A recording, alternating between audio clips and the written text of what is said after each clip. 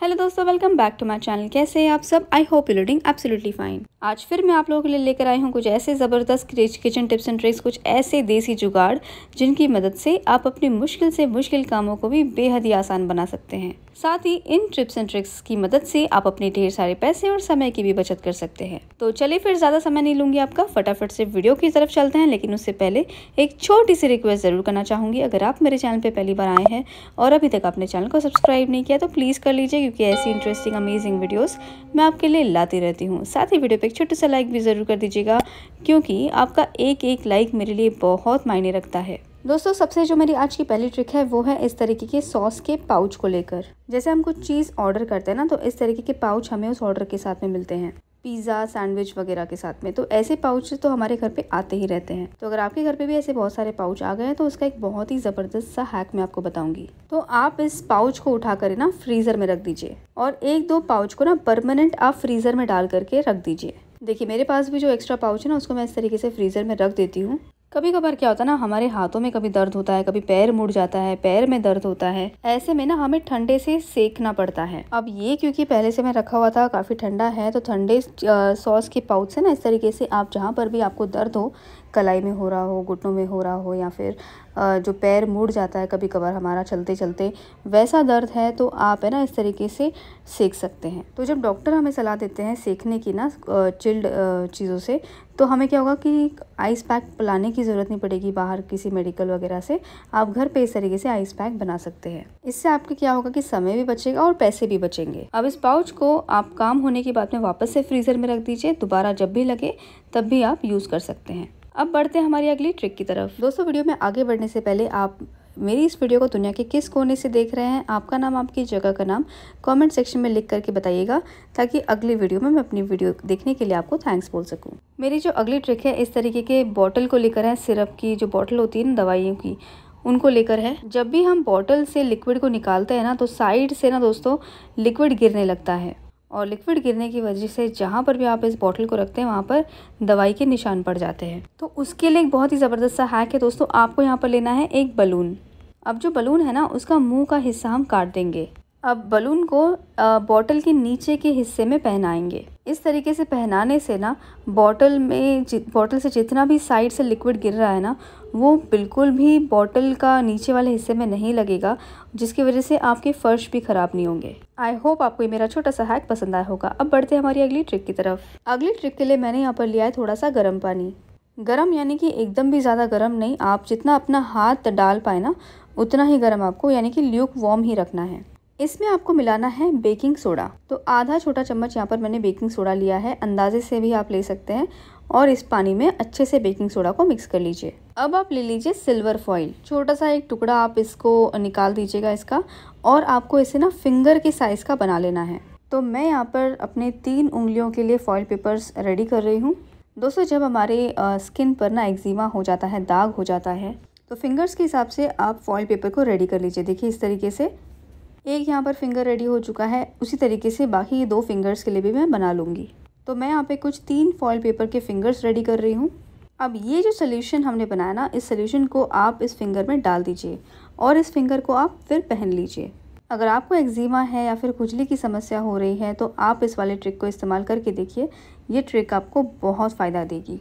इस पानी को आपको अपने फॉइल के फिंगर में डाल देना है और फिंगर को इसके अंदर डाल करके आपको 5 से 10 मिनट के लिए फिंगर इसमें ही छोड़ देना है। मैंने तो केवल 3 ही फिंगर्स का आपको बता रही हूँ एग्जाम्पल के तौर पर।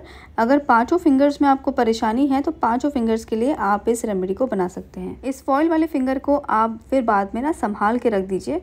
ध्यान रखिएगा ये दबने ना पाए, और दोबारा से आप इसको रीयूज़ कर सकते हैं। 10 मिनट के बाद में आप अपनी उंगलियों को निकाल करके अच्छे से साफ़ पानी से धो दीजिए। आप देखेंगे दोस्तों, इसको ना 2-3 बार करने के बाद ही आपको पता चलेगा कि आपकी एक्जिमा की प्रॉब्लम हो, या सोराइसिस की प्रॉब्लम हो, या खुजली हो रही हो आपको बहुत ज़्यादा। तो ऐसे में इस वाले ट्रिक का इस्तेमाल 2-3 बार आप कर लेंगे ना, तो आपको फ़र्क महसूस होना शुरू हो जाएगा। किसी भी तरीके की दांत खाद खुजली है ना, तो भी उसकी परेशानी सॉल्व हो जाएगी। तो चलिए देखते हैं हमारी अगली ट्रिक को। आज की जो अगली ट्रिक है वो इस तरीके के पेस्ट को लेकर है।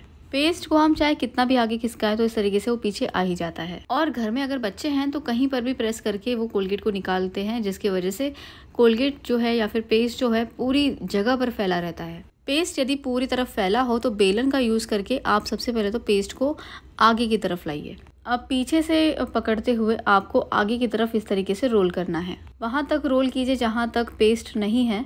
अब आपको लेना है कपड़े वाली पिन। अब ये बिल्कुल भी निकलेगा नहीं पिन लगाने की वजह से, और जो हमारा कोलगेट है सारा का सारा आगे आ चुका है, जिसकी वजह से आसानी से हम इसको निकाल पाएंगे। कैसी लगी आपको ये मेरी ट्रिक ज़रूर बताइएगा। अब बढ़ते हैं हमारी अगली ट्रिक की तरफ। अगली जो ट्रिक है वो है शैम्पू की बोतल को लेकर। बच्चे जब बाथरूम में घुसते हैं तो शैम्पू का मिसयूज़ भी करते हैं। उनको पता नहीं होता कि कितना शैम्पू लगाना है, तो ऐसे टाइम पे वो बहुत ज़्यादा शैम्पू की बोतल से शैम्पू को बाहर निकालते हैं। तो ऐसे में आपको एक ही चीज़ करनी है, शैम्पू की बोतल में इस तरीके से चिमटी लगा कर रख दीजिए। बच्चे इसका एक्स्ट्रा यूज़ नहीं कर पाएंगे, तो जब भी शैम्पू लगा के हो जाए चिमटी को इस तरीके से लगा दीजिए। इस तरीके से चिमटी लगाने के बाद बच्चों को पता नहीं लगेगा कि चिमटी को निकालते कैसे हैं, तो वो इसे प्रेस भी नहीं कर पाएंगे। तो आपको ये वाली ट्रिक कैसी लगी मुझे कमेंट करके ज़रूर बताइएगा। अब बढ़ते हैं हमारी अगली ट्रिक की तरफ। अगली ट्रिक के लिए मैं यहाँ पर ले रही हूँ चाय पत्ती। अक्सर चाय पत्ती का इस्तेमाल तो हम अपने घर में चाय के लिए ही करते हैं, लेकिन आज जो मैं ट्रिक लेकर आई हूँ आप लोग के लिए, ये आपका काम आसान कर देगी। अब यहाँ पर 1 गिलास पानी डाल के पतीले को आप गैस के ऊपर रख दीजिए और उसमें डालिएगा 2 चम्मच भर के चाय पत्ती। अब आपको ना इसे अच्छे से बॉईल कर लेना है। अब आप सोच रहे होंगे कि इससे क्या होने वाला है, तो ये इतना सा जो पानी है ना दोस्तों, ये आपके काम को आसान करने वाला है। ये इतने सारे कामों को आसान करने वाला है जो कि आप सोच भी नहीं सकते। जिन चीज़ों के ऊपर हम पैसे बर्बाद करते हैं उन्हें हम घर पे ही बिना एक भी पैसा खर्च किए बना सकते हैं। अच्छे से जब तक पानी का कलर चेंज ना हो जाए तब तक आप अच्छे से इसको उबालिए। सबसे पहले तो इसको बॉईल करने के बाद आप इसको छान लीजिए। और जो ये चाय पत्ती है उसको भी हम बर्बाद नहीं करेंगे। आप है ना इस चाय पत्ती को अपने गमले के मिट्टी में डाल दीजिए। ये एक नेचुरल खाद की तरह काम करती है, जिससे कि हमारे जो पौधे हैं वो बहुत जल्दी उपजाऊ होते हैं। इसके अलावा कोई आप एक अच्छे फ्रेग्रेंस वाला कोई भी आपका मनपसंद टैल्कम पाउडर ले लीजिए। ज़्यादा नहीं, बहुत थोड़ा सा डालना है आपको, और बस इसे हम फ्रेग्रेंस के लिए यूज़ कर रहे हैं। अब इसको अच्छे से मिक्स करके इसे किसी भी स्प्रे वाली बॉटल में या नॉर्मल बॉटल में डाल दीजिए। अब ये मैंने एक स्प्रे वाली बॉटल में भर करके रख दिया दोस्तों। अब इससे आप अपने घर के आईने जो शीशे होते हैं ना उनको क्लीन कर सकते हैं। चाहे इस तरीके के टंगाने वाले शीशे हो या ड्रेसिंग टेबल वाले शीशे हों, सभी शीशे इससे बहुत अच्छे से साफ़ हो सकते हैं। और जब आप क्लीन करेंगे आप देखेंगे कि आपका मिरर बिल्कुल दाग फ्री हो जाएगा और एकदम नीट एंड क्लीन हो जाएगा, बिल्कुल नए मिरर जैसा। ये देखिए कितनी बढ़िया तरीके से क्लीन हो चुका है।